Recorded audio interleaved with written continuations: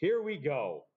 So, this is just a little baby step into starting to use or starting to look at word problems. This is largely stuff that we've kind of done already. For those of you, because I've been doing like checks on the algebra, on the equation stuff that we've been solving this whole time.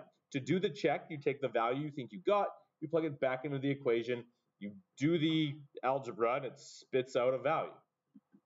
You compare both sides, and at the end of the day, either the sides are the same or they're not. But you still have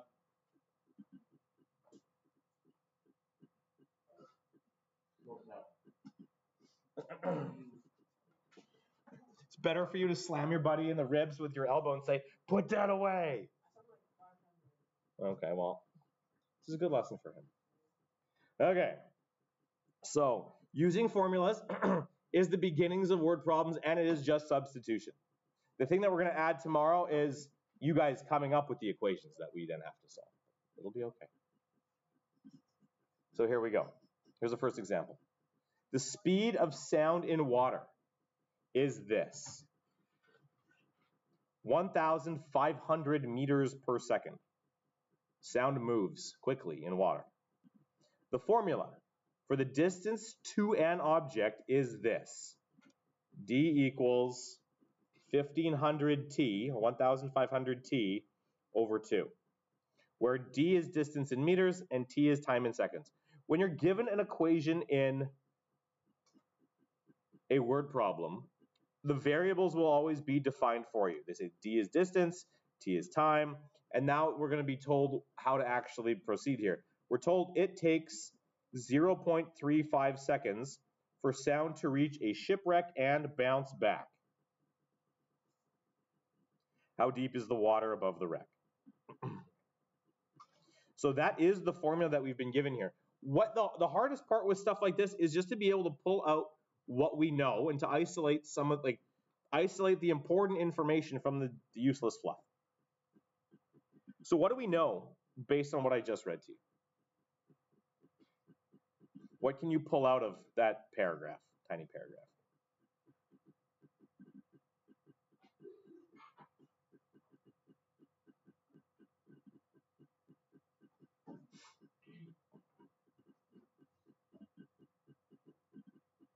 On a Tuesday morning. Why are we so quiet? Dokuran, do you see anything there that might be useful? Zoom in. I don't know how much more I can zoom in. Raven, do you see anything that might be useful? We're told that it takes 0.35 seconds for sound to reach a shipwreck and bounce back. So what we've got here effectively is this. I'll just draw a little picture. We've got some water on the surface. We've got a boat up there. On the bottom of the ocean, there's a broken boat. And for the sound to go out and back is 0.35 seconds. So 0.35 seconds, that's an amount of time. That's useful.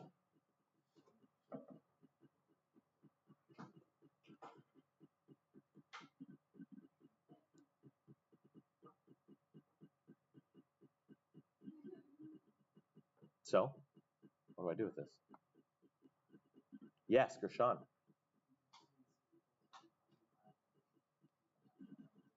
Yeah, we got a formula. Let's write down the formula. We know that D is equal to 1,500 T over 2.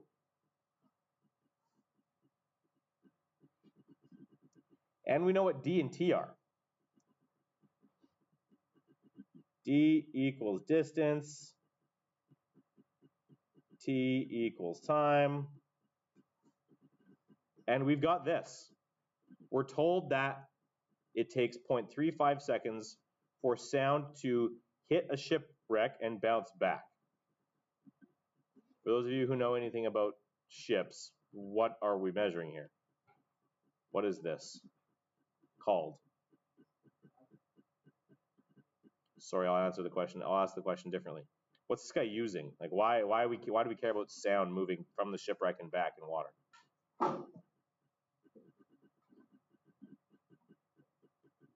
It's a 5-letter word, starts with S. The things you're looking for over here. Yes, a sonar.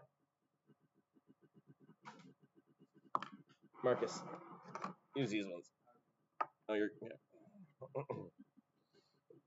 So we're told that the distance to the ship is 1,500 times the time divided by 2, and we're given a time. The time is 0.35 seconds. So the only difference between what we've already been doing and this one is that we're not checking anything. Now we're making our initial substitution. This is a value for time. So where's it going to go in this equation? Yeah, where the t is. So that guy goes up here. So we're going to get d equals 1,500 times 0.35. All I did was take the value for the time, plugged it in where the time goes, and divide the thing by 2. We're looking for how deep the water is above the wreck. Is that what this is going to give us?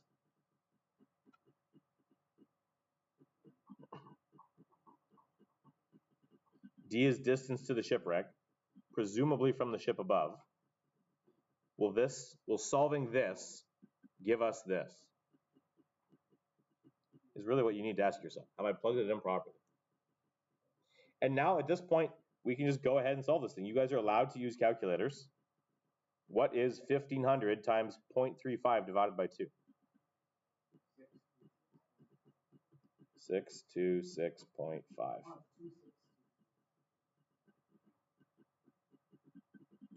262.5. 262.5 what? D was distance in meters. So this thing, let's put the meters on there.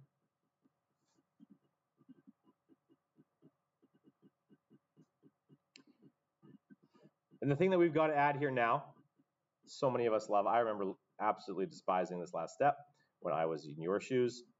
When the question is given to us like this, how do we have to quote our answer? What have you seen before? Yeah, you actually have to give me a sentence back. You have to answer the question that we're looking for. What are we looking for? How deep is the water above the wreck? Well, the water is 262.5 meters deep. Today, everything you're going to be given will provide you with a formula. You just need to substitute it in properly and use it. Let's do another one. This was a slightly more complicated formula. In the following formula, T is the air temperature in degrees Celsius. Big T is the air temperature in degrees Celsius. Let's underline that. They're starting to tell us things.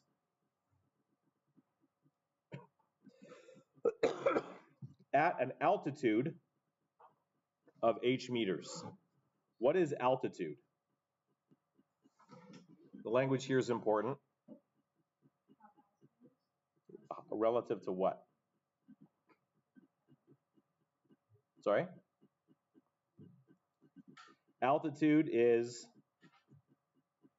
height above the ground. Zoom this out a little bit. So you're at an altitude of h meters, and little t, you guys were asking me yesterday when you guys were solving for some of those formulas, the difference between why do I have a big V and a little v? They're both V. Yeah, but they mean different things. We've got a big T here, that is the air temperature in degrees Celsius, and we've got a little t here. This little t represents ground temperature. They both represent temperature, but they're in different spots. One is of the air at a particular height, and one is at the ground beneath that height. Then they give us the formula. Where's pink? Here's the formula. T equals big T equals little t minus h over 150. And then they go off and say, they give us some particulars. If the ground temperature is this value, what is the temperature outside an aircraft at the following altitudes? So they're actually giving us several things to plug in here. We're given a ground temperature. The ground temperature is blah. And we're given this value. It says, what is the temperature outside an aircraft at the following altitude? And that altitude is 6,000 meters.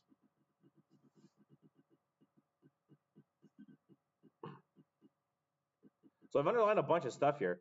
We just now need to be able to start to decipher what's going on here. This 6,000 represents, well, it says altitude. Altitude was what letter in our formula? H. So this here is going to be a value for H. This 15 degrees represents what? Lowercase t, you bet. This value right here is little t. Because it said the ground temperature is blah. Little t is the ground temperature. So this value is our little t value. That's the whole battle. If you can identify what values relate to what variables, plugging things into your formula becomes easy. We're going to have big T is going to be equal to little t minus h over 150. Write out your formula, and now we're just going to plug in those values. 6,000 is h, 15 is little t. So big T is the thing we're looking for, equals 15 minus 6,000 over 150. And now this is what we saw. We're not isolating for anything here because it's already been isolated for. What do we do first?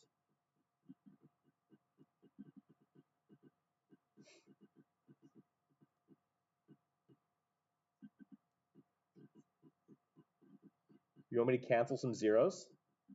We can do that. That's the same as, so you want me to simplify this? If you're not using a calculator, you want me to simplify this fraction? Is that what I'm hearing you say, Gershon? Okay, let's do that. Top and bottom are both divisible by 10.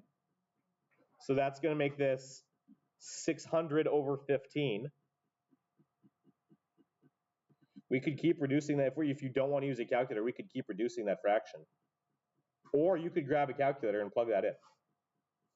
What is 6,000 over 150 or 600 over 15? You're allowed to use a calculator. I think Juno's punching it in.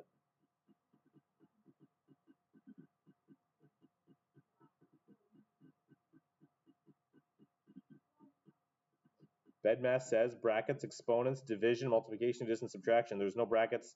There's no exponents. There is division. What is it, Juno? It's 40.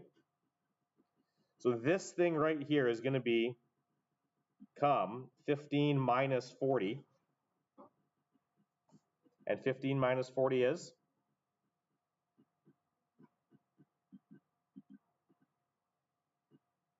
And you can use a calculator for this.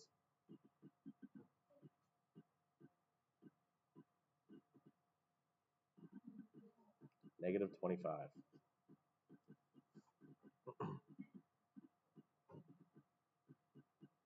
Negative 25 what? That number has a meaning? That's the temperature in degrees Celsius where?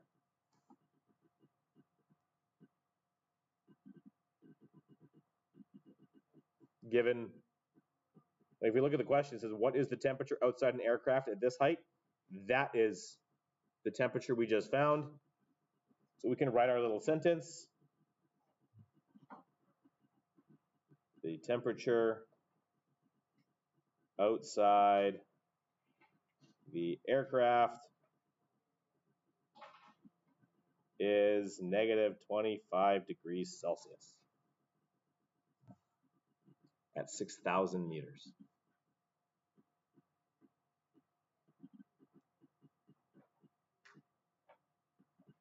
You guys are very quiet. Relatively straightforward, or is this How do we feel about what's going on here? Okay.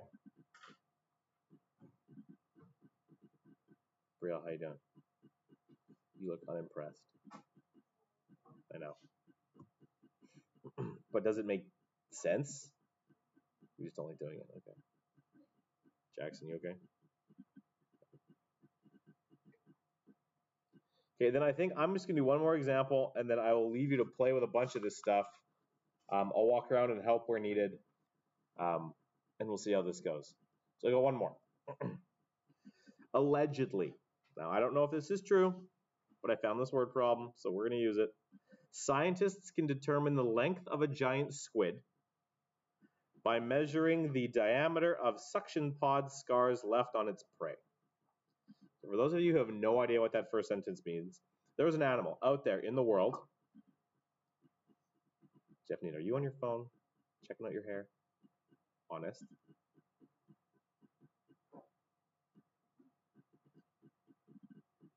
There's an animal out there called a giant squid.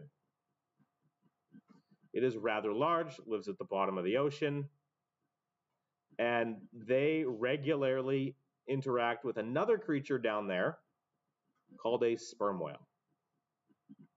Now, sperm whales, being mammals, need to breathe, so they come up to the surface. When they come up to the surface, we can see them. And because they need to breathe, when they die, these whales will wash up on shore. When the sperm whales do, we can see the damage left by these guys on these massive whales. These whales hunt these giant squid. These giant squid don't want to die, and so they fight at some depth, and someone dies. Either the whale dies or the squid dies, and we get to see what's left. Either the scars on the whale, alive or dead. Well, the scars on the whale, either alive or dead. And these squid have suction cups. Those of you who've never seen one of these things, yeah. And they can manipulate these suction cups to either stick to or let go of whatever they want. It feels really weird. I've done this before. I was playing with an octopus on the beach. It was awesome. Not something I would recommend doing. I'll be honest. I wasn't playing with it. I was putting it back. My buddy was playing with it, and then it bit me while I was trying to put it back. Not fun. No, it bit me. They have little beaks down there. It bit me right on the fleshy part here. Very painful. But they've got the feeling of these little suction pods is really quite cool. So, allegedly, there is a formula for this. That is the letter L equals 180D, where L is the length of the squid and D is the diameter of the suction pod scar.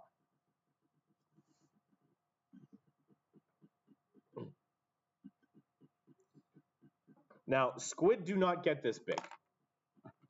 360 meters is like 3.5 football fields. These things don't get that big. But if it did, how big would the suction pods be, is what this question is asking. What is the diameter of the suction pods? Diameter of suction pods is what letter in this formula? That's letter D, someone just said. On a squid that is 360 meters long. 360 is what letter in this formula? L is length of squid. This guy here is L.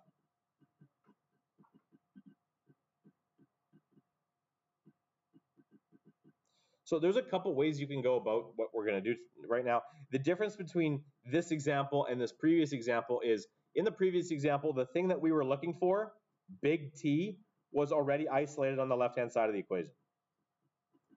In this particular example, the formula is L equals 180D, and we're looking for D. So the thing that we're looking for isn't isolated already. Now, it doesn't really matter how we have one of two ways of approaching this. Either you can do what we did yesterday, start with the formula and isolate for the thing that you're looking for, or you can plug in your values and isolate at that point. It doesn't actually matter which you choose to do first. So I'll demonstrate both of these things. We know that L equals 180D. We know that this is what is the diameter. We're looking for the diameter. And the length is 360. So we're looking for this, letter D, and we're going to be given a length, L. Now, if we wanted to, we could isolate this formula first. We could say, okay, I want to get D by itself. I have 180 times D. Let's divide by 180, divide by 180. The 180s cancel, leaving us with D equals L over 180. This is the kind of stuff I was getting you to do yesterday. Alternatively, I'm going to draw a line to down here. I could just start with my L equals 180D, and we're given a length of squid. And for those of you who are scared of the ocean already, squid don't get this big. But this is a length, so I'm going to plug it in where L goes. This is going to be 360 equals 180D. We could plug in first and then isolate. If I did that, I get 180. I divide by 180 on both sides. 180D divided by 180 cancels, leaving me with D. 360 divided by 180 is 2.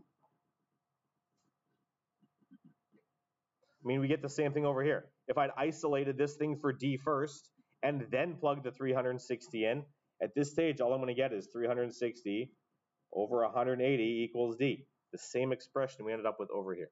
It doesn't matter where you choose to start, whether you isolate first or substitute first and then isolate, you're going to get the same value. 360 over 180 is still going to be 2. Good morning. I don't think anybody you're looking for is here today. I did not see your shoulders slump. My shoulders also slumped when I walked in this morning. It was a rough morning. My daughter, man. Yes, Shobit is here. My daughter gave me a run for my money today and then headbutted me right below the eye. Yeah, it was no fun. How old is she? 4? Yeah. Well, I don't want to put pants on. How dare you make me put pants on? I will jump at you. No, she doesn't want to go to daycare today. She wants to stay home and wear her pterodactyl costume. Well, it was, we had to get there first. We didn't even get to that stage. We got to the let's headbutt daddy stage. It's a good time. There are some days today. Now I want to wear a pterodactyl costume. She's got a pretty awesome pterodactyl costume. Later, man. Okay. So we have solved this thing for D. D represents the diameter. Because the question is given to us as a word problem, we have to give our answer. We have to state this as a word problem. We want to know what is the diameter of the suction pods. The suction pods have a diameter of 2 meters. Boom. There's my statement. How you choose to approach this doesn't matter. We've done them both ways. You just got to pick a way and go for it. You guys are awfully quiet on a Tuesday morning. I'm just going to give you a bunch of stuff to take a look at. And you can play with it. And let me know how it goes for you. So I've pre-circled some questions. I'm going to add a couple questions in here. There is no space for you to do this in the book. Please don't do this in the book. Either get your own paper or move to the whiteboards. I have blank paper over there and a hole puncher. Don't just cram it in here. So I want you to do question 1. It's pre-circled. There it is.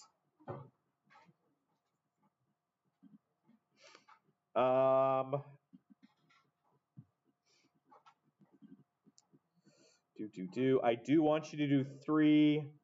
Maybe it is just 1, 3, and 4 I want you to do.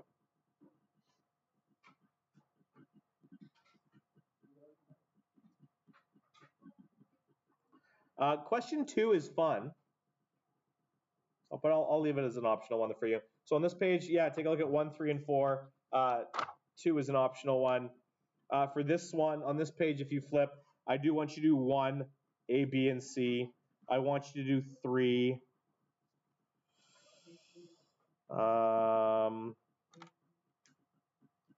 Sorry.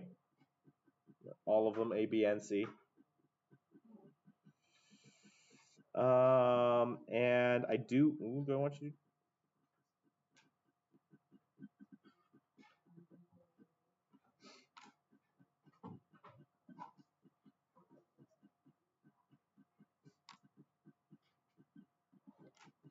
I want you to do 12, and I want you to do 13.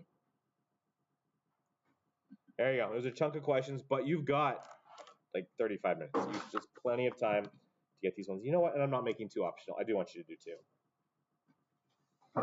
I'll explain 2 here before you go any further, because someone was asking me about it yesterday. I do want you to do 2. It's a fun question. So the question 2 says, you're a sonar operator searching for a wreck that is known to be in a 900 meter to 1,000 meter chunk of water. Like, that's the depth of the water. Your sonar has generated this table down here, which includes time measurements. So these are all measurements of time. 0.9 seconds, 1 second, 1.4 seconds, 1.3 seconds, 0.5 seconds. This is all seconds in here. And this is a grid. Hands up if you ever played Battleship. This is like a battleship grid. Except instead of looking for ships on the surface, you're looking for ships on the bottom. So this point here would be the grid B2, because it's in the row B in column 2, for example. Using the formula that we looked at before, depth is equal to 1,500 times t divided by 2. I want you to look at this table and figure out where the wreck is. These are all values of time. The ship is somewhere in the 900 to 1,000 meter chunk of water. Sorry? Well, there are reasonable ways to make guesses, and there are less reasonable ways to guess. The deeper the water, how's the depth of the water going to impact the time? It'll take longer. So there's good places to start guessing. Take a look at what some of those larger times are. For example, this is what I want you to play with today. We are looking at different kinds of scenarios. One is sleep. One is air temperature, ground temperature, and altitude. One is telescopes bouncing radio signals off of things. But at the end of the day, all it is the stuff that we've been doing. Using formulas, substituting in values, finding other values. Stuff that we've done. Now I'm just giving you a particular context. On your mark, get set, go. You got 8 questions, I think I want you to look at. Yeah, 8 questions. Grab some paper or move to a whiteboard. Yes. Yes, you may go to the lounge. Okay.